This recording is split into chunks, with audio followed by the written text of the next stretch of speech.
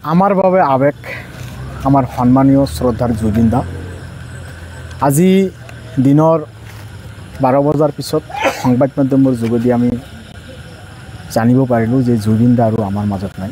ছিংগাপুৰত এটা সাগৰ দুৰ্ঘটনাত তেখেতে এই মায়াবী পৃথিৱীৰ পৰা মানে চিৰবিদায় ল'ব লগা হয়। জুবিন দা বুলি ক'বলৈ গ'লে মানে তেখেতৰ বিষয়ে ক'বলৈ গ'লে মানে আমাৰ ভাষাই মানে নাইকিয়া হৈছে। আজি মুখত এনেকুৱা এটা পৰিৱেশৰ সৃষ্টি হৈছে।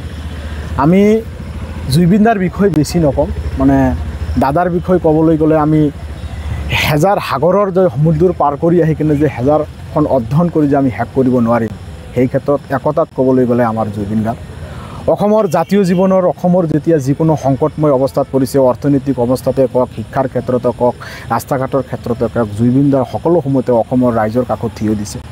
শিক্ষাৰ ক্ষেত্ৰত তেখেতে বিভিন্ন ধৰণৰ দাৰ বৰংগিনীৰে কাম কৰিছে।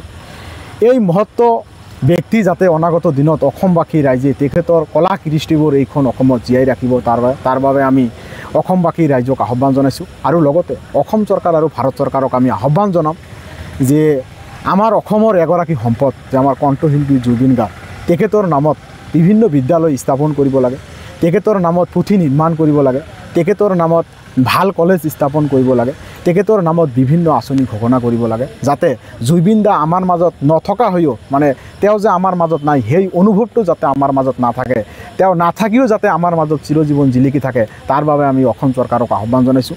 আৰু অসম চৰকাৰক আমি এটা আহ্বান জনাম যে জুবিন দা কেৱল মাত্ৰ খালী মানে ছাত্ৰ ছাত্ৰীসকলৰ জীৱনৰ লগত অন্তৰংগৰ জড়িত নহয়, বিভিন্ন ক্ষেত্ৰতে অসমৰ জাতীয় জীৱনৰ ক্ষেত্ৰত তেখেতে জড়িত আছিল। আৰু এই জড়িত থকা কামবোৰ যাতে অসম চৰকাৰে পাহৰি নাযায়, অতি সোনকালে মানে জুবিন দাৰ নামত আমি আশা কৰিছোঁ, দাবী ৰাখিছোঁ চৰকাৰৰ ওচৰত, যাতে অতি সোনকালে এই যিবোৰ কলাকৃষ্টি জুবিন দাৰ দ্বাৰা আছিলে এই গোটেইখিনি বস্তু সৃষ্টিৰ আজি জানে অসমত অসম চৰকাৰে জিলিকাই ৰাখে, তাৰ বাবে আমি আহ্বান জনাইছোঁ।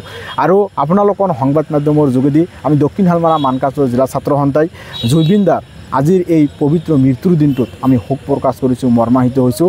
আৰু মহান আল্লাহ তথা ভগৱানৰ ওচৰত আমি প্ৰাৰ্থনা কৰিছোঁ জুবিন দাৰ যাতে বিদেহী আত্মাৰ চিৰশান্তি কামনা কৰে। তেতিয়া তেখেতে মানে অসমৰ বিভিন্ন কলাকৃষ্টিৰ অনুষ্ঠানত বিভিন্ন ধৰণৰ গীত গাই আমাক সুৰুঙাই ৰাখিছিল, নৱপ্ৰজন্মক আগুৱাৰ ক্ষেত্ৰত এটা দিশ দেখাইছিল। এই দিশবোৰ যাতে অনাগত দিনত চিৰসেউজীয়া হৈ আমাৰ মাজত থাকে, তাৰ বাবে আমি সমূহ অসমবাসী ৰাইজক আহ্বান জনাইছোঁ। আৰু তেখেতৰ দ্বাৰা মানে যিবোৰ গীত ৰচিত হৈছিল এই গীতবোৰ যাতে অনাগত দিনত মানে সুৰেৰে মানে বজাই থকা অৱস্থাত এটা মানে পৰিকল্পিত সৃষ্টি হয়, তাৰ বাবে আমি সকলোলৈ আহ্বান জনাইছোঁ। আৰু সৰ্বশেষত তেখেতৰ আত্মাৰ চিৰশান্তিৰ সদ্গতি কামনা কৰি আজি আমাৰ ক'বলগীয়া শেষ কৰিছোঁ। আপোনালোকে চাই আছে নিউজ কেয়াৰ 24, সত্যৰ সন্ধানত অবিৰত যাত্ৰা।